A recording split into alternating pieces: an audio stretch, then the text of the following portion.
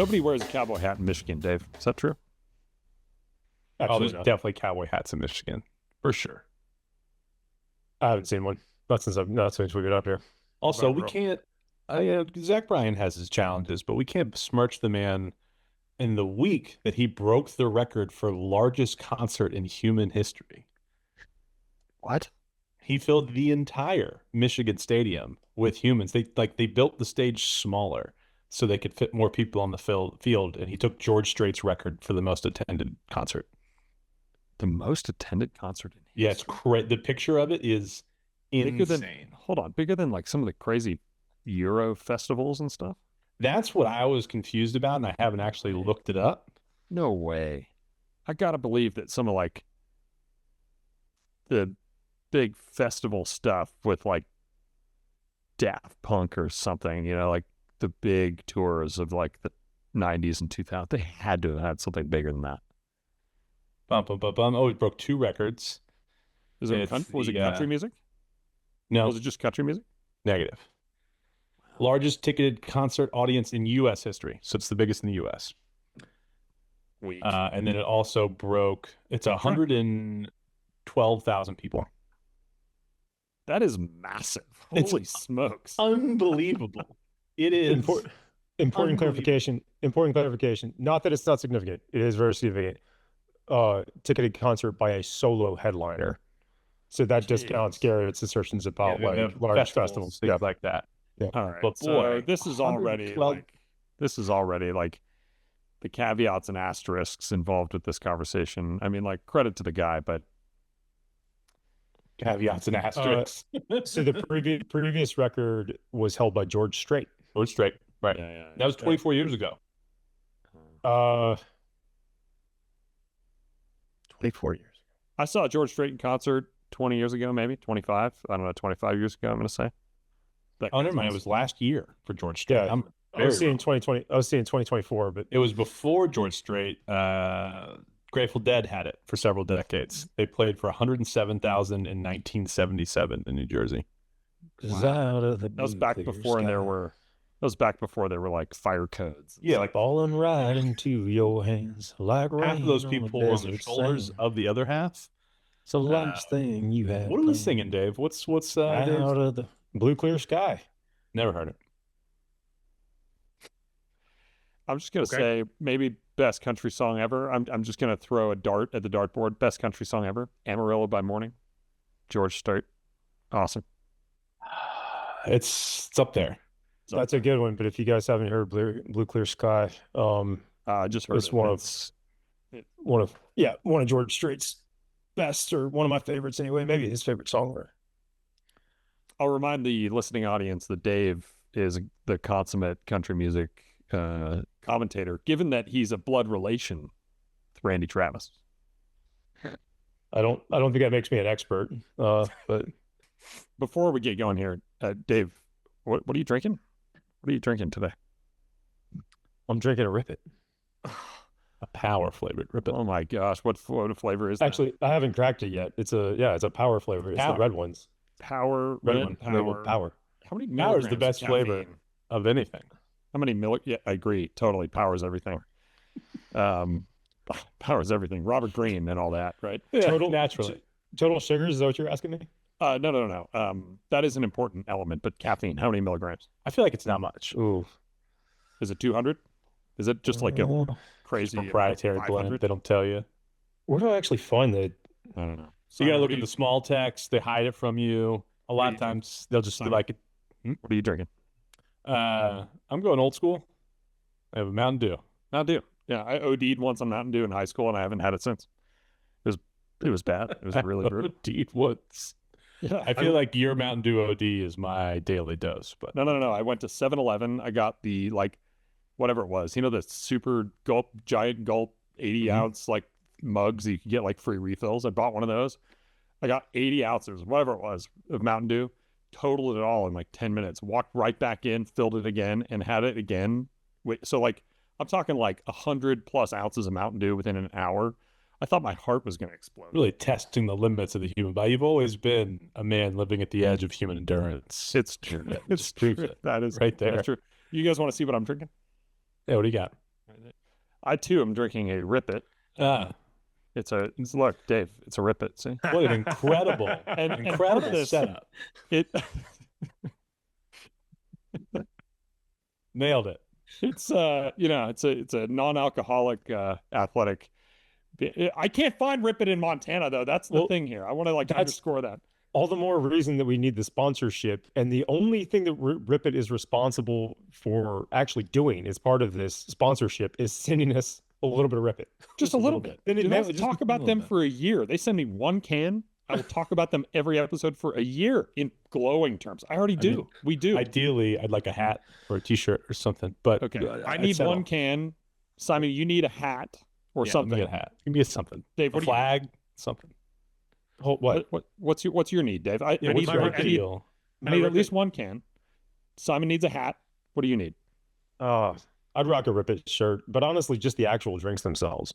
Yeah, that's what I'm saying. I mean, one can. I'm already over caffeinated to begin with. But hold on, I think I need to crack this open and see if it tastes the way that I remember it tasting, because I've had one in over 10 years. Yeah. The last time I saw power flavored Rip Its en masse, it was probably on a pallet rolling off the back of some airplane. And best way to drink a Rip It is warm, fresh off a pallet.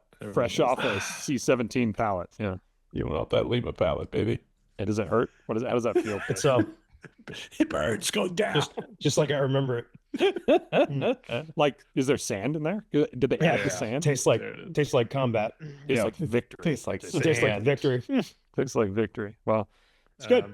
It's good. I'm gonna take a sip of this, NA Athletic whatever golden ale upside down. Remember, I could be doing this with a Rip It, Mr. Rip It. Rip It wherever you are. Oh, it's bad. Anyway, welcome to the Goat Rodeo podcast, everybody. I'm your host, Garrett Smith. Living vicariously through myself, as they say, and I'm joined by my regular co-host, Simon Kuhn, Dave Caudill. On this podcast, we typically talk about geopolitics and how that relates downstream to the defense and technology innovation economies, the policy framing around all of that, and what's happening, and everything in between. So thanks for joining us. Big news this week. I think yesterday the Senate failed, and we are now back into familiar territory, government shutdown. Simon, take it away. All right, to start, I don't like framing it as the Senate failed. This is not. It's not just the Senate's fault. The House does not have to compromise. There's no deal that came out of the House. Whoever's in charge of the House just decides what the House does. So the government shut down. For better or worse, my prediction came true. We are in shutdown territory. So my weeks of doom and gloom are now bearing fruit. For those that aren't following like the nitty gritty of what's happening here, the Democrats are essentially holding the government hostage for some concessions. And the concessions are related to healthcare subsidies. The very short version of this is that, Obamacare has subsidies for insurance premiums for low-income folks and various other challenging life situations. Those subsidies were enhanced during COVID, so you get more money. They're set to expire. So the Democrats have kind of latched on to this as a concession that they want to see in order to play ball. And the response that I've seen out of the Republican side of the House is primarily, hey, some of those subsidies are going towards illegal immigrants. They're taking advantage of this program, and we don't want to see that extended. This is not the time to have that conversation. That being said, the Democrats are in a no-win situation here. I'm not exaggerating to say they've pretty handily had their ass handed to them for the last year straight. Everything that they care about from a congressional funding perspective has been run over a pretty roughshod by the current OMB director. And even now the OMB director said, hey, if you let the government shut down, I'm going to fire more people. I'm going to make this worse for you. So the Dems are caught between their constituencies who want to see them fighting back against a Trump admin, whatever that looks like. I don't think the constituencies really care what it looks like, right? People need to remember that this is politics. How you feel often trumps the reality of what's going on. So You have politicians who are trapped behind their voters who feel like not enough is being done, and their job, which is to have a functioning government that's running. Can I ask you a question? I realize this is taking us a little bit off center focus for the purposes of this podcast, which is all about defense and defense technology and that ecosystem. But one of the items that I think is on the negotiating table or whatever is one of the sticking points for the Democrats is that Medicaid cuts that happened as a result of the reconciliation package. So one big beautiful bill or whatever, right? Medicaid cuts happened there, and they want the cuts to be basically removed, or they want to reinstate the former set of whatever Medicaid benefits. Yep. Am I wrong? Were there Democrats who voted for the reconciliation package? I don't believe so. I don't think there was a single one. Okay, not a single one. Okay, I was going to say that if that was the case, I mean, that would be surprising. This is the downstream. This is the downstream problem of reconciliation, which is it's a process that allows one party to like set policy without compromise. Yep. And so we have put ourselves in a corner of now one of the parties feels very aggrieved, and worse, their voters feel aggrieved. So I have to choose between the people who voted for me or doing what I consider the responsible thing and like funding the government and keeping it running. So you could keep the government running and probably lose your seat because you're going to get a primary and your voters are going to get rid of you, and you're going to be unhappy because you already don't like what the government's doing, right? None of the Dems who want to see USAID funded are happy. It's like I said, it's a real no-win situation for the Democrats, and candidly, all of us. Well, that's almost undoubtedly true. We'll get into a Dave conversation here in a sec for like what the downstream impacts are for the defense industry on the bleeding edge of like the value delivery and revenue generating contracting side of things. But this could resolve, right? Like a deal could be reached today or tomorrow or could not be reached. Could be reached today. Unlikely because the day's almost over. Could not be reached tomorrow because we have a Jewish holiday and we will be shutting down for the Jewish holiday.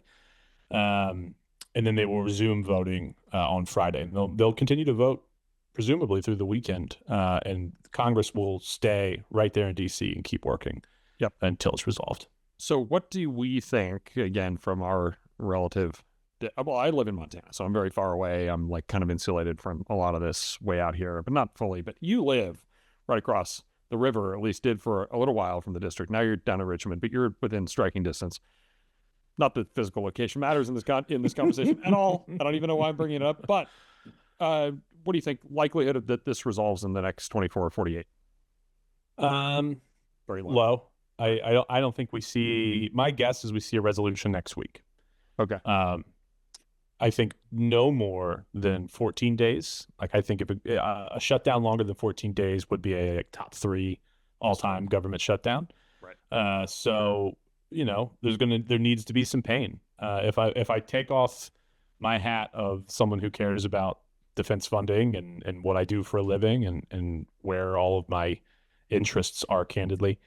And I think of it from a political perspective, the Democrats have to hold the line. They have to show that they can fight back against Trump if they want to have a meaningful shot at getting reelected and winning seats in the Congress. And this is always like the scariest part of our like federalist system is that like you disaggregate these incentives. I only need to make my people happy. I don't need to make the larger whole happy. So I'm going to focus on my people, whether that's my locality or my state or the half of my state that votes for me, whatever that looks like. That's my first priority. And everyone will talk about it in these terms of the national imperative and holding the government hostage. But the good news is you can always Google search and see when everyone said the opposite. Every single one, Democrat and Republican, said the opposite 1 year ago, 2 years ago, 4 years ago. We've been through the song and dance many times, unfortunately, and your stance tends to depend on what side of the majority you sit. Yeah. So this is all as a result of now many, many months of Congress's failure to pass the 12 individual annual appropriations bills, and they also failed all the way up until the last 12 hours, 24 hours to pass a continuing resolution. So what you're saying is that there's a potential that next week we resolve the government shutdown with a continuing resolution. Unquestionably. It probably will not extend beyond a week or two, given that would be historically destabilizing. That could go either way. The one that just failed would have run through the November 21st, so just before Thanksgiving. Usually you run CRs, short-term CRs, up until holidays in order to scare people. You don't get to go home for the holidays unless we solve this problem. So you'll see it like either be targeted for Thanksgiving or targeted for Christmas would be my guess. Okay. So CR is what will happen. For sure. The length of it, uncertain, probably will butt up against one of the couple holidays, national holidays that are coming up in the next quarter.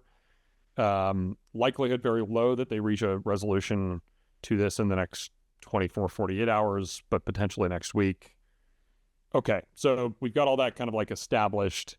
Dave, how does this impact us? Yeah, so I think the one piece that we're missing in there, because you're talking about CR and then, hopefully appropriations at some point. But Simon, where in there is NDAA? But does the shutdown impact that? Do we need an NDAA after everybody comes back to work? How does that work? So this is a funny. First of all, no, we're not going to get an NDAA until the government shutdown is resolved. You will not see Congress meaningfully turn to any other business aside from government shutdown until it's over. But to Garrett's earlier sort of note that he made is that the process here is supposed to be these full 12 bills. They're supposed to happen every year, similar to NDAA. This is a thing that happens every year and has now blown the fiscal year. We had 10 months to do this stuff, and it's having worked in the Senate, and I know a lot of these staffers that work on these committees and are like in the trenches of this work. I can tell you emphatically, it's not their fault. It is a true political leadership question about what the priorities are. And in the Senate, it always feels like the priorities are nominations. And so we've had a lot of fighting and hand wringing this year about nominations. But while we were doing that, we were not moving appropriations bills, and we were not moving the NDAA or any of these things that we refer to as must pass legislation. I.e., the NDAA has pay raise for the troops and, authorization levels for the size of the force, really big, important, big picture stuff. It's got a lot of stuff in the weeds too, but the big stuff is there. And those bills could have passed the House and the Senate at the beginning of the summer, and we could have knocked that out months ago. But right now it's trapped. The House has passed their NDAA, the Senate has not passed theirs, and there's a handful of, ancillary legislation. But I don't know, does the NDAA affect you as much as the appropriations bill does? Does a customer ever hit you and be like, oh, I can't do something because the NDAA hasn't passed? I think it is whether it actually should or not. I think it's interpreted as we are not authorized to do this thing. And it came up today specifically in the context of SBIR, which I think we're going to get to at some point, right? Yep. Until the SBIR program is reauthorized, there are SBIR efforts or SBIR contract efforts that would logically stall, or at least our customer set believes that they would stall, whether or not they actually should. Does that make sense? So what you're saying, Dave, is an acquisitions authority or somebody in the program management chain will wonder whether they can proceed. Exactly. And that doubt alone will slow it down or stop it. That alone has already, I believe, that impact. So it is it's an element of uncertainty. NDAA typically grants some amount of certainty. So I have to jump in though and plug my former people, which are the appropriators. If the appropriations bills don't pass, they physically do not have dollars to spend. But it sounds like when these authorizing bills start to lapse, they just get confused and therefore scared. Yeah, but they're not necessarily have their hands tied. And that's why I asked about the timing around NDAA is because we're talking about already obligated dollars, right? You don't need the money appropriation. The money's there, but it's obligating in the realm either because it's separate dollars or because it's a separate contract. There's some question on the customer's end of whether or not they are authorized to continue SBIR action. So SBIR is a third order effect of what we're dealing with in this shutdown. And I think it's a thing that people should think about more because in the defense space, we always want to believe that we're special.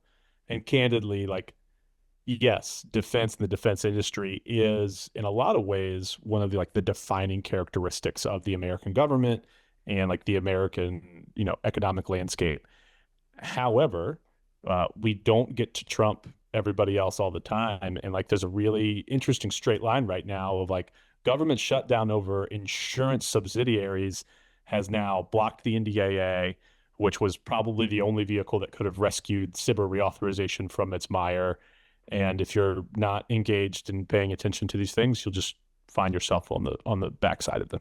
Before we move off gov shutdown and into maybe additional NDAA or SBIR reauthorization conversation, I do want to call out something that might bring this back to Dave on impacts downstream to companies like us and our customers and our partners.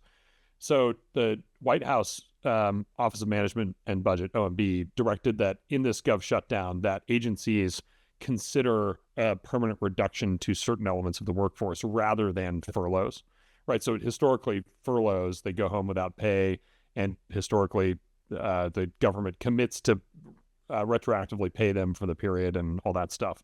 But they were furloughed. They were going to come back. They still have their jobs. They're going to come back and do the work. But in this scenario, there's a potential that not only do you temporarily lose contracting officers or other people deemed non-essential to a furlough bucket, you might actually lose them permanently. So like, are our customers or our partners afraid of what this means for, the innovation uptake ecosystem? Or like, we're in a couple of programs of record. This is like standard palmed, execution of programs. So like, where are you feeling that rub? Yeah, absolutely. So I was asking Simon about the relationship with the NDAA because it's all, in my mind, lumped together, but it's all question of authority. It's all fear of, am I going home or going to be asked to work without pay, or am I just not coming back? So like everybody that we're communicating with, I can go down the list, right? The impacts of shutdown, new awards modifications pause, invoices. We've seen that invoice payments are typically a lot slower in this situation. Folks are furloughed, they're restricted from travel. It makes it harder for me to do demos or even milestone deliveries, even if they're planned and scheduled in advance, because folks are either not working or scared if they're gonna have a job. But if I could summarize all of the challenges that I have in this situation, it is comms, it's communications. These folks are worried about the long-term health of their job or position. They're worried if they're going to be asked to work without pay, or if they should do that to have a better shot of keeping their job. We get very low communication from the customer end. And we also, even something as simple as evaluations for proposals that we've already bid and notifications of intent to award, none of those things happen during this period. And there's usually like, even after it's over, there's usually a few days to a few weeks of like coming back to work and turning the lights back on and communicating back with the industry, which is frustrating. It makes it really hard to do business. On the new awards and modifications pause, like contracting officers, legal, finance staff, like they may be furloughed, to your point, delaying new contracts, mods, option year awards, all of it. And I already mentioned the invoice payments potentially being slower. I really, really need those folks, even if they are furloughed, to come back to work. This is, in my opinion, one of the most critically understaffed parts of the federal government. Yep. And there is no fat to trim there. Every single like contracting and finance or like finance type person that we interact with in the DoD is critically under-resourced, critically understaffed already. Yeah, and made even more so with kind of the efforts of the DOGE apparatus earlier this year, DOGE / early retirement options and a bunch of other stuff. So like we've already had a couple of punches to the gut in this element of our industry this year, and this seems like it might further impact it. Are those people not deemed essential? In other words, they are part of the furloughed crew or the RIFT crew? Or is that unclear? I think it's unclear. I think it's even unclear, and I actually think it depends on the department and the office. With that individual, the senior executive deems. I think that's policy set by GS-15 or SCS or similar. So it's more complicated than that because there's a political element to that game as well. But you are correct in that each office kind of has to justify its own plan to OMB. So the Office of Management and Budget, the budgeting arm of the White House, everyone has to roger up like, hey, here's who's essential and needs to stay on, et cetera, et cetera. In the first Trump admin, there was very much a culture of, if the government shuts down, we're going to keep everyone here. We're going to keep working. We're going to show that like we're not disrupted, and everybody's going to get back pay once they solve that. The current Trump administration obviously has a much more heavy focus on reforming the federal workforce and making reductions there. So they've said the opposite, which is fine, send them home. I will make sure they don't come back, and I'll prove to you that we can do this with less. Oh, yeah. And So- sort of on the earlier topic, Dave, that you raised with NDAA and SBIR reauthorization, which we will get to it here in a second. It's potentially more the uncertainty element here that impedes or slows things down or fully stops things, and not even the reduction in force or the furloughing of folks under a shutdown. It's kind of the uncertainty is again driving a lot of this. Although actual furlough or actual permanent firings, I mean, obviously that does its own dirty work on the system. Yeah, and so we're always talking about these things, and I think appropriately, we're always talking about these topics in a pretty general way. Like we don't betray the confidence of our customer set. I'm pretty comfortable talking about this one with a relatively specific example. So, and we don't have to like call out the offices or whatever. Somebody could figure it out. But the specific challenge that I have this week is we have a customer that is going to pay Reveal Technology for capability and intends to pay Reveal Technology for capability. They have to take their already obligated funding and send it to a contract that is inherently an SBIR type contract. And then that SBIR contract, managed by a contracting officer, then has to obligate that. They have to send us a task order that we can then invoice for. And if you think about the steps in that process, you have a customer that needs to move the money. They have to send the money to the contracting office. And we're not sure if they're going to be at work, and they're not sure if they're going to be at work. And by policy, they might be, or maybe, they just have fewer people than they normally do, or if they still have to have a job. And then the contracting office, isn't sure if they still have a job or if they're coming to work. And even if they are, they're not sure they have the authority to use an SBIR contract at the moment to award us the work. So that's the really like sort of acute frustration of like these periods of ambiguity, because I believe Simon's probably correct, and it's already obligated funding. There's probably no legal reason why they cannot continue to award us that work, but not knowing for sure, having it written in black and white, like I don't know how many contracting officers it's pretty much a zero risk sort of environment. They're very literal. Yeah. Well, they're very literal. They're risk averse. They are very legalistic. They rely a lot on precedent and a lot on senior guidance, and they move slowly and deliberately to reduce risk. And yeah, that's the profession. So that's a really frustrating environment for us to be in, and it's frustrating for our customers as well. And they just want to reiterate though, right? That's not all shutdown. That's multiple things running into each other. That's a perfect storm of stuff happening. The people not being sure if they're going to be at work, that's shutdown. But the people not being sure if they have the legal authority, that's SBIR reauthorization. That's two separate congressional snafus hitting each other in mid-flight. Well, let's use that as a segue. As deep a conversation the Gulf shutdown could be, let's pivot into SBIR reauthorization. I'm gonna do my best to do a quick, very brief overview of SBIR program generally. So, established in the early 80s, basically it's any federal agency that has a budget greater than $100 million has to contribute some amount, I think it's 3% and change, to an agency-run SBIR program that is intended to engage small business communities, and through a fellow program, STTR, nonprofit and academic communities, to do basic research, or maybe something better or more advanced than basic research. But it is research and development focused. It's not necessarily aimed at transitioning excellent, new capabilities into, prime contract vehicles or anything else. Although that mechanism does exist through a phased approach through phase 1 to phase 2 to phase 3 contract awards. And it comes with sole source justification and all kinds of other things. This is a hot topic for our ecosystem because that actually has been the front door that so many young companies are accessing the defense market through, meaning that they can develop a product or a technology to call it TRL 3, 4, 5, 6, and they submit to one of the many SBIR programs around there. I'll throw AFWorks out there as maybe the most well-known and prolific. You get under contract, it gives you access to customers.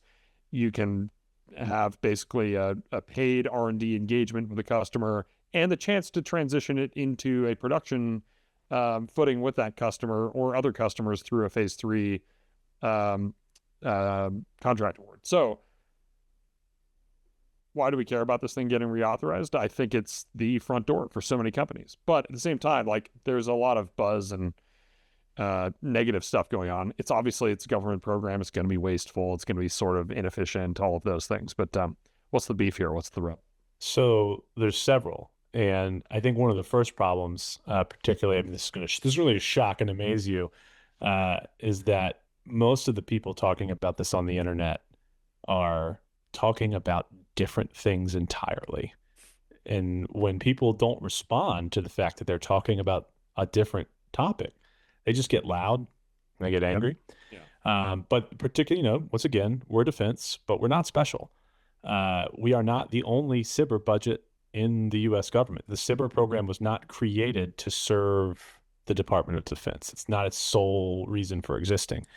And congressional. Although, if I can break in, because each agency that contributes their R&D dollars into a SBIR program, it is run at the agency level. So hypothetically, like a DoD or Department of the Navy or Department of the Air Force run SBIR program should at some level be tied to their priorities, right? Totally. Level, right. But the question becomes, what's the congressional intent of the SBIR program? Was it created and designed to transition technology into the hands of the warfighter? No, that's the DoD flavor in the best version. That's the DoD flavor of the SBIR program. But by and large, the SBIR program, without even really, candidly, I haven't done the research on like the historical record of the hearings and the arguments they had when they created the SBIR program, but it's pretty clear to me that the intent here is to flow federal dollars to small businesses to do research. Right. And whether or not we want that research to land inside of the government as like a government capability, or maybe we just want to, that's just, you're essentially creating a jobs program in some ways, a research innovation ecosystem across America for any topic, because there are lots of types of research that you want to have done that maybe don't have a commercial landing pad immediately, and you're building towards something larger, right? This is basic research. This is a lot of university stuff. And I'm not saying that's right or wrong. It's just a fact of life. And let's butt in with a little bit of data here. So since its inception in the early 80s through the end of the 2010s, there was something like $60 billion total generated of contract awards over something under 200,000 individual SBIR contract awards. And that's SBIR and STTR. One major call out here, which is, a hobby horse for a lot of internet people, is that is non-dilutive funding for the private entity that receives the award. In other words, the government does not take an equity or ownership position in the awarded entity. And, some amount of buzz and talk have been bouncing around that the SBIR program, at least at DoD or maybe elsewhere, is super inefficient. If they're going to be that inefficient, maybe the government should at least take an equity stake in things that are funded. And why doesn't it behave a little bit more like a VC? Now, this is a recurring topic for me, but I think that's really dumb. If it's already inefficient, you don't want it also being a capital allocator in the mode of an investor. The government just doesn't know how to do that. It's a perfect example of somebody who's not paying attention to the conversation. That's right. Because a much smaller hangup has seized the entire SBIR reauthorization conversation. So the idea that we might even have a productive conversation around what if the government took ownership partial ownership of every one of the companies participating, it would be such a crazy non-starter. You would never have a SBIR reauthorization ever again. Yeah. And candidly, $80 billion is a drop in the bucket. Since the 80s, that's no money at all. Yeah. All right, hold on. Let me try to summarize the $4 to $5 billion a year. $4 to $5 billion a year is, I think, the number to pay attention to, and that's across all agencies. Go ahead. Sure. I'm trying to summarize the pro and against arguments that I think exist here, and maybe propose a fix or a solution. You mean for the VC version, or for just SBIR reauth in general? No, just SBIR reauth in general. Oh, there's so because many. Yeah, because we're really familiar. Yeah, but what do you typically hear for the, in the pro column for SBIR? Garrett already hit it. Unlocks an innovation or is intended to unlock innovation from non-traditional players. Okay, and then you also hear about dual use, and there's some legitimate success stories. I think famously Qualcomm early on, right, as an example. There are some major success stories from these many investments that we make. Yeah, we've gotten a lot with the SBIR program, right? Yeah. The downside, or the negatives that people usually talk about. Number one, the first thing is always SBIR mills, right? So firms that abuse the SBIR program to get many award grants, that's always tied to, okay, they have all of these grants, but they didn't actually ever transition anything, which leads into the second point that's always anti-SBIR, which is low transition rate across the valley of death. So if the problems we have with the SBIR program are, one, there are too many people getting there is a small group of folks that are getting too many awards, and second, there's a low transition rate. I've said it on this podcast before, and I'll say it again. My proposed solution here is a real phase 3 off-ramp. You make fewer early awards, and you make more robust subsequent awards. But you have not agreed on the problem yet, Dave. This is exactly what I was trying to say. We assume that SBIR mills are bad. That is not agreed upon. And that is the current hang-up in the Senate, is that there is a senator on the floor saying, no, I disagree. I like those companies. I want them to continue to get awards and exist, and I can block this whole process. You will find a different way to talk about this, or we won't talk about it at all. Interestingly, Dave, what you're almost referring to is the FUSE program that we discussed the other day. In other words, there are these kind of spiralized efforts of investment into new entrants where you get production contracts earlier at low volume, and then and you get more of them, and there's more competition, and then as the wheat and chaff separate, you dump more contract money and more procurement into successful companies that are delivering something the department or the whatever the program office actually wants. And you could conceivably do something like that, leveraging the SBIR or STTR programs. I think the point Simon's making is that those programs are actually not originally intended to make a national security impact. They're intended to make a small business research impact, right? Sure. Like yeah. Right. Sure. But tell me that senator or the firm that is a constituent of that senator would not be happier if there were small business innovative research funding that went to higher TRL dollars for identified programmatic gaps and invested in that firm anyway, just to progress the technology beyond 4 or 5. I'm happy to say it. They would not be happier. That to me sounds like I have no problem saying they wouldn't be happier. That's fine. Easy. But Dave, that to me sounds like be happy. That to me sounds like that you have applied your problem set to someone else. That's not how they're thinking about the world. That's why I think, Dave, what you're talking about is, if the DoD or the Department of the Air Force, the Department of the Army is going to run a SBIR program, which they have to by statute, they might as well do better with it, which is tying it in a different, more creative way to their actual capability and requirement gaps. I think right now it's kind of seen as like something they have to do, but isn't necessarily tied to or aligned with actual programmatic and capability gaps. So Simon, I don't disagree. There are firms that they exist to do basic and applied research, right? Sure. Or just basic research. And that's what they're good at, and that's where they live. 100%.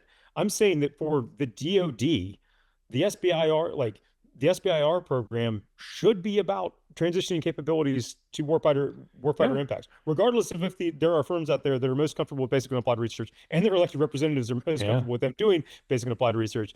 The DoD solution, and not just through the reveal lens, but on the whole, fewer early stage awards, take same amount of funding, juice the ones that are winning, that are building really good stuff, and give that funding to acquirers.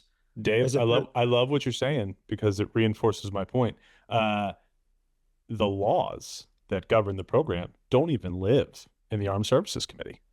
There is no DoD lever to pull.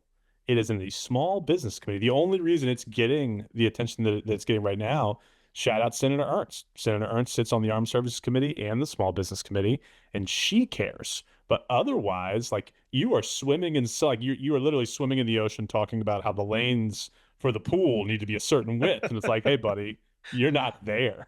This is open water. Like, that's fair, but somebody figured this out, right? I mean, it's still doable, regardless of the fact. Oh yeah, it's definitely doable. But this is a perfect example of, like, you're solving a tactical problem, but you're not looking at the strategic landscape. You can build the best version of the SBIR program that ever existed, and then you show up to the game and they're playing baseball and you've got a football in your hand. You're like, oh, Dave, no, I had the best football plays. I'm going to tell you why the thing you're talking about is already happening. You ready? Please. All right. So the Air Force, the Department of the Air Force, has two programs. You're familiar with them, called the Tactical Funding Increase, TACFI, and the Strategic Funding Increase, STRATFI programs, which are actually that, right? It's taking a phase 2 SBIR contract and it's dumping small business innovation and research dollars into a down-selected, more viable winner, right? And Reveal is a TACFI awardee. We're a STRATFI awardee. We think that we're better than, the average upstart in this industry. And I think the Department of the Air Force and others of our customers believe that same thing. But isn't that kind of an SBIR version of the spiral kind of fuse style investment? I mean, isn't that already it? It's a great example, right? Because what the Air Force is doing there mechanically within the law is they're taking the SBIR funds that they're already required to provide. They make a new pot of money in their own appropriation lane that adds to it.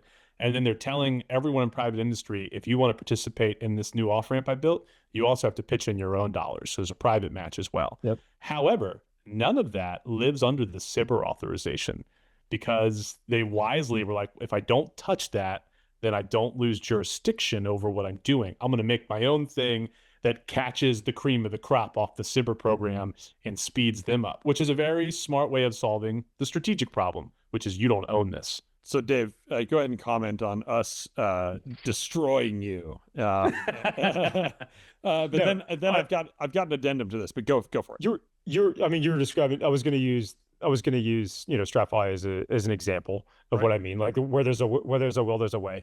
But again, what I'm describing goes a step further than that. Like I believe that the authority and this funding, if we're saying that low transition rate. Simon, specifically, tactically for the DoD, if we're saying that low transition rate in the DoD specifically is problematic, or if there's folks that are arguing that, which I agree with, like it is from the other side of the valley of death. It is, I have a program, it has a gap. I am writing the topic, and I am saying that, like, not a phase 3, just a contract with no money on it, but I have a limited amount of funding that I have to spend on pulling an SBIR capability across and transitioning it out into the field. And I own it whole life cycle from topic generation, which is I build this big complicated missile and I have this widget in there that I can't figure out and I need small business innovative research to solve that for me. But I have a home for it and a place for it at the end.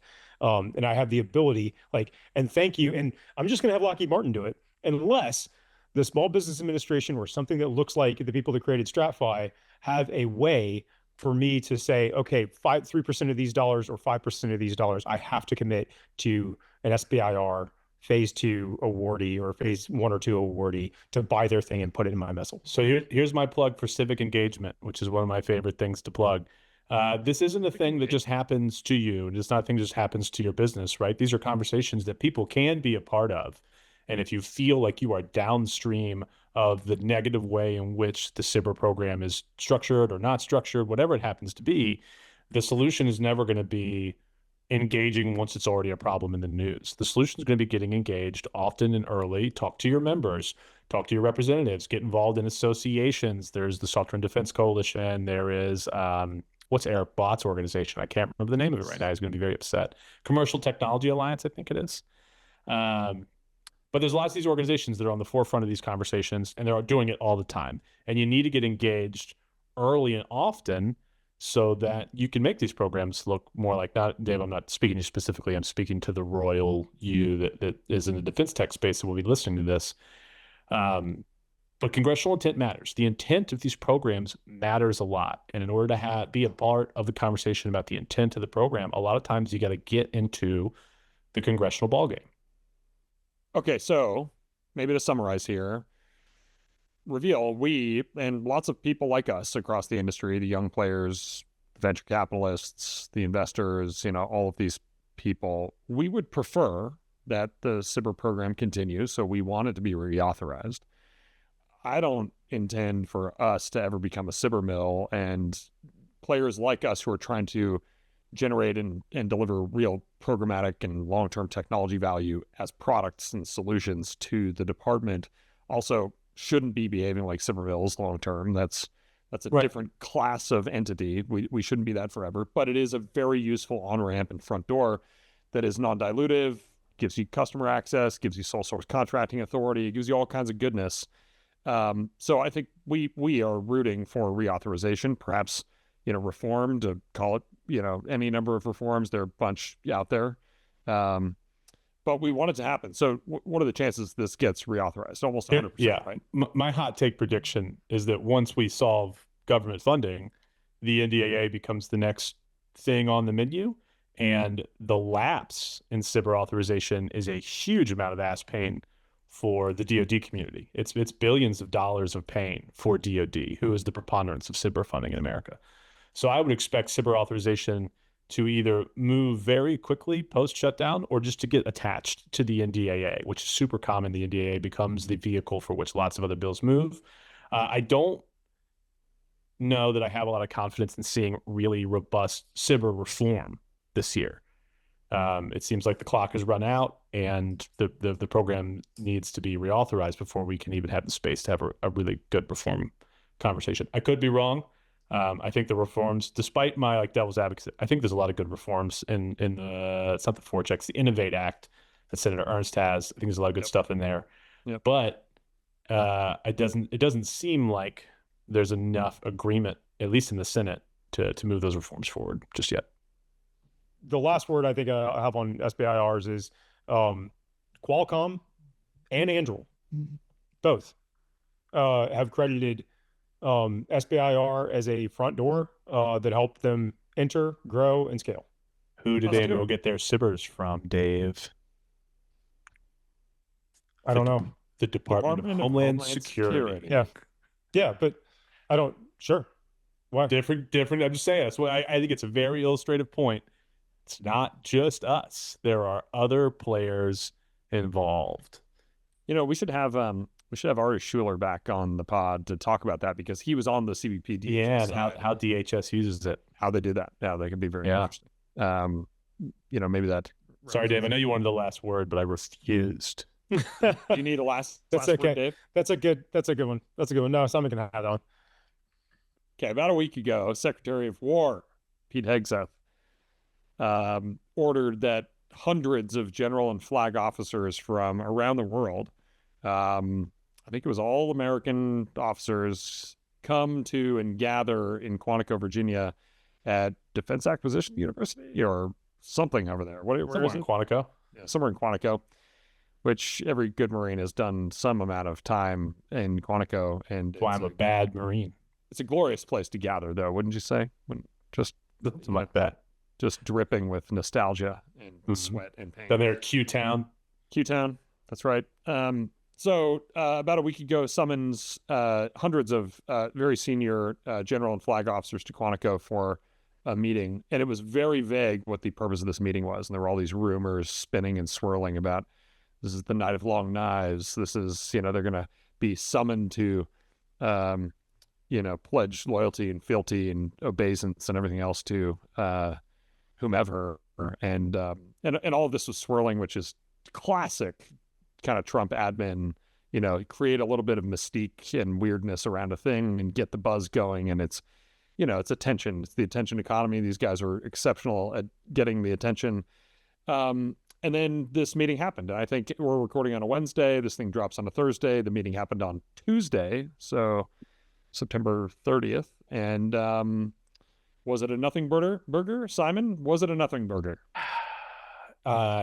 Yes. He sighs deeply and admits yes. I have nice things and not nice things to say about it, but I don't know that anything happened. Shoot. Well, the nice things is that it warms my heart to see all of the generals have to fly somewhere for what I think is no reason whatsoever. As a man who stood in a lot to paint rocks and pick up pine cones, right? As a man who stood in a lot of formations for no other reason than to be told I can eat food now. I love a good formation. We should have, if he had made them stand in a box, honestly, I've been full throated. I'd have been on LinkedIn celebrating the picture of generals in formation. That being said, I don't get it. I just don't get it. There's a lot of talk about like standards and discipline, which I'm sure the sergeant majors in attendance were very excited about. But is that what the SecDef does, or SecWar does? They do personnel standards? So I'm going to say this in the defense of Secretary Hegseth and the Trump administration. New boss rolls in. Let's say it's a giant multinational corporation. Mm-hmm. It is totally normal to fly in all of your regional managers, all of your VPs, all of your EVPs and SVPs, and all the people, right? Summon them for a summit. New bosses in town. We have some new priorities. Let's get everybody aligned. I don't think there's anything at all irregular about that. But this being the Trump administration, they managed to make it pretty weird, and just kind of like, again, generate a little bit of kind of funky mystique about it. Again, it generates attention, right? It draws attention. This is part of their currency is the attention. The currency in the attention economy is eyeballs and, boiling opinions all over the place, left, right, and center. And so, I think at some level, it's a totally reasonable thing for the new boss to call this kind of a meeting. But also, like, there's a style component to it that made it really kind of weird. And the weirdest thing about it, and I think anyone who spends any time watching the way the government operates at this level will agree, is that when this was announced, it was the Secretary of War is going to speak to the senior leaders. And then after a few days, it became the Secretary of War and the President. Mm-hmm. You added the President afterwards. Like, very clearly, this is structurally strange to have that happen. Don't you think at some level, like Trump, who, again, like in the attention economy, in his administration, like he needs to be at the center of things. But again, I'm not saying that's right or wrong. I think it's a very obvious signal that like the president had some level of, hey, SecWar, this is my show. Exactly. Right. And he's not wrong. He's like well within his rights. I was just surprised. Like you don't see it roll out that way. You got to imagine, like, there's some guys, there's a great picture of all the generals and the commandant, Eric Smith, is sitting like front and center.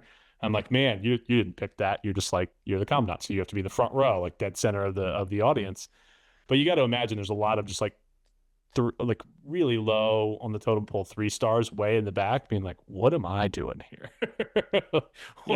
What's going on? I'm over here in like some sub command of TCOM or something. Like, oh no. Yeah, like the deputy to the deputy to the deputy at TRADOC. Yeah. Dave, you and I are still uniformed officers, right? We are. You're in the Guard. What could possibly go wrong? Uniformed officers talking about the SecWar and the president. Yeah. At some level, I don't have a big problem with this, but at some level, it feels weird. So I don't know. What's your takeaway here? And maybe we could talk about some of the outcomes, because there were some interesting ones. There's kind of like a very anti-woke thread through there. There's a physical and grooming standards thread in there. There's a command culture, warfighting culture thread in there. Some of this is valuable. Some of it's not. I don't know. Like some of it is just fluff. I don't know. Dave, what do you make of it? the vibe that I got from this whole thing was sort of like, you have a new CO, there's a new platoon leader, commander, whatever, that's going to deliver their vision. To your point, it's pretty common. But like, there's new commander in 10, and they're going to give their vision to the soldiers, right? And it's a little bit of an eye roll for everybody that's, stopping doing the good work that they're doing and come and listen to the new commander's vision. And then they deliver their vision and drop the mic and, turn around to the first sergeant or the sergeant major and go like, why are they not clapping? Right. This was brilliant. What I've just said. So that was sort of the vibe I got, was the eye rolling, like, bring everybody in to hear this profound vision that I have in person. And maybe Hold on. fell a little flat. Yeah, maybe it fell a little bit flat, but Dave, you've been a commander. I've been a commander. I think you currently command a battalion in the Guard. I've been a battalion XO. I may at some point get tapped or get asked to take command of an 05 command. I've been a company commander, right? When you're the boss and you're the new boss and you write your little, command philosophy document and you distribute it to everybody and you expect that everybody reads it, and you call the formation and the whole group shows up, they're in formation, you talk to everybody, it feels a little bit stiff, right? That's not like the best way to deliver a message or whatever, but it is the way in a warfighting community to go through the symbolic gestures of command, right? And I'm not saying it was done perfectly, but I am saying this, I've got some pattern recognition here. I've done this. Yeah. It's a very valid approach. I think that I'm probably looking through this lens of, it's not my preferred personal preference, right? You write the thing down, you distribute it. My personal preference would be to go to every command, or is to go to every command. Hey, did you read the thing?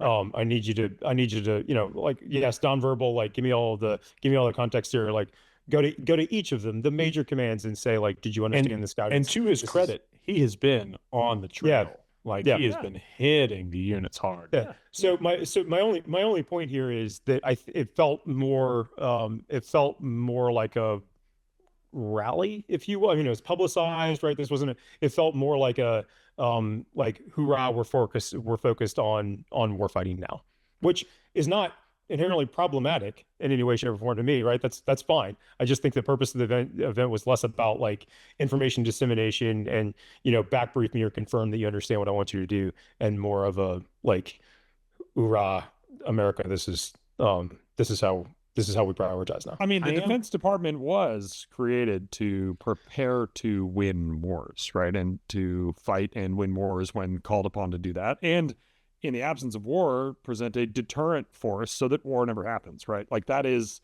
I think you have those two things backwards. I put them in any sort of, like, priority order. Well, created to prepare for and fight and win wars, and then when... in the absence of that, deter. I disagree. It was created to deter. No. The first bullet, if things go wrong, fight. The first bullet includes the second, right? If you're preparing for and you are prepared to win wars, that presents the deterrent force into the world. No, it feels like we definitely split some hairs, but I'm not sure who's doing the splitting. I do wonder how many times we're going to re-pivot to warfighting. At what point do we acknowledge that everyone in the military at some level is doing this? I think that's kind of the point here, whether it's right or wrong, whether they've got the diagnosis right or wrong. They're saying we've strayed from the path of being an organization that prepares. When did that happen? To win wars. This is the part that I don't get. This is the part of it that I really don't understand. No. It's just like, oh yeah, we strayed, we've become weaker, we're less prepared. There are some mechanical ways in where I feel less prepared. The Air Force is smaller than it's ever been. It has less planes, less people, less squadrons. But there's other ways where I'm like, the Marine Corps is still full. I've seen them. They are numbers are awesome. Bloodthirsty, angry young 20-year-olds. I've seen them. It never changed, not for a second. So again, I'm not saying this is right or wrong. That I'm not saying they've got the diagnosis right or wrong. I'm just commenting on what they are saying, right? Sure. They would say that we have tried to inject too much of this kind of social justice, call it whatever you will, DEI, ideology into departments that shouldn't necessarily treat that as the top priority, right? They should be They should Yeah, be I'm familiar presenting a with the argument. deterrent force into the world, right? So again, right, wrong, indifferent, that was actually happening, or that they have the diagnosis right or wrong. But identifying that is not the highest priority of the department is one thing. And then, fitness and grooming standards, I kind of have a problem with generally, but like fitness and like standards keeping around like physical performance and warfighting skills and, military skill stuff, that seems like, why would we ever water those standards down, and except in an extreme situation where like we have to mobilize a sizable, minority or even a majority of the American warfighting age population? Do we then lower the standards so we can just mass mobilize? That's not what we need right now, but we do need to maintain standards, right? Sure. So like, yeah. I think that's what this whole administration or the Hegseth regime is trying to bring into focus here. Like, let's boil it back down to basics. This is why we're here. Let's focus on that. So maybe the Marine in my heart is just upset after having watched Secretary Mattis go through a similar, in a very different packaging, but a similar thing, standing up the lethality task force, and we're going to refocus on readiness and be ready to fight. And we did that. And how many times we're just going to do it every 2 years? We're going to say it again. And he was run out of town on a rail too. He was run out of town on a rail. I don't get it. I just I hit a point where I'm like, I don't understand what we're getting out of this, fellas. I mean, in the same way that you need to continually beat the drum of like, this is why we're here, this is the vision, all the time, everywhere, in every organization to keep people on track. I think yet another repivot to warfighting, not a big problem. I'm fine with that. So long as that actually happens and it's not just there's no question that we're going to be better warfighters now that the beards are gone. Problem solved. See you guys out on the tarmac. Yep. Freshly shaven. Yep. Warriors. Those mustaches. Yeah. That's right. I'm too enlisted for this one. I don't know. It's not hitting. I'm not casting any shade here. Pretty ballsy for a Pete Hegseth to stand up there on stage and say, if you don't agree with my approach, do the honorable thing and resign. That one's pretty wild. It's pretty big. It's a big statement. Big statement, Pete. Good job. Okay. Last words, Dave. Make them good. They might be your last. Yeah, I think I'm. You know what? It might be. I think I'm going to step right around that. You know what? These grooming standards. These grooming standards might be a problem for you, Dave. I see you roll off. Are you back on my sideburns? Are you? Yeah, dude. I don't understand how you roll back from drill on the weekends with like mutton chops, dude. I don't understand it. I don't get it why that's National Guard runs on sideburns, for the record. They really do. Not the Marine Corps. The Marine Corps Reserve is, if anything, more harsh and brutal on grooming standards than the active duty. It's crazy. Yeah. All right. How about this? You're putting me on notice for my sideburns. No, they're beautiful. Okay. I'm jealous. They're beautiful. I'm jealous. I don't understand them. The Army reg says bottom of the ear hole. It says bottom of the ear hole. You know where sideburns can extend as a Marine? 2 inches above the ear. 2 inches above the ear. That's ridiculous. I also look ridiculous if I shave the sideburns off. It happened once by accident with a new barber. I got a haircut once on accident. That's crazy. Rocks. So here's the last word, Garrett. AR 670-1 says the sideburn will not extend below the bottom of the ear hole. So is that the same book that lets Sergeant Major Weimar wear whatever shorts he wants? Oh my goodness. All right. I like my deep Army knowledge there. I know what's up. I'm hip. 2 of the 3 of us, stuff coming up in the next week. 2 of the 3 of us are going to be at. This is a thing that we don't talk about publicly, and so producer Ian is dutifully going to bleep that word out. But it's happening next week, and it's going to be fun. And I'm looking forward to that. What are you guys looking forward to next week? Personal, professional, whatever. The end of the summer, finally, and going right into a busy fall. Is that a comment on the sweltering, like, nastiness of Virginia summers, or is that something? It's a comment on an unusually busy summer that I'm ready to put behind me. And I don't know exactly what has happened in my. It's your first. It's your, as they said in the Afghan campaign, it's the fighting season, right? The fighting season, and this is your first reveal fighting season. It set me off kilter. So once we get through the second major event of October, AUSA, I'll finally get to take a breath. I think. Come find me at AUSA if you want to talk about stuff, including the thing that we're not allowed to talk about here that's been bleeped. That's right. It's going to be bleeped. Dave, you're now one can of Rip It Deep. Over this next week, I hope, like what are you looking forward to the next week? Like your heart rate to come back down? The heart rate's going to be really helpful. On the personal side, this next week, I've got a whole bunch of projects here because we're still kind of moving in, and I'm just building like crazy in my new barn woodworking shop. So I'm excited to probably stay up until 3 a.m. now in the wood shop. And then professionally, I'm excited for the government shutdown to be over. Simon promised mid next week. He did promise that. He did promise that. He did promise that that's going away.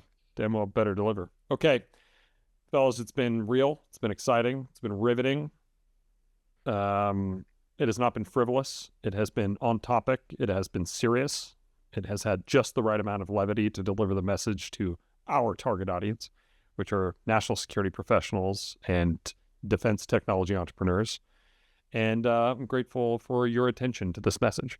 Also, we'll see you next week, and refer your friends, refer your colleagues, and send us a message. See ya.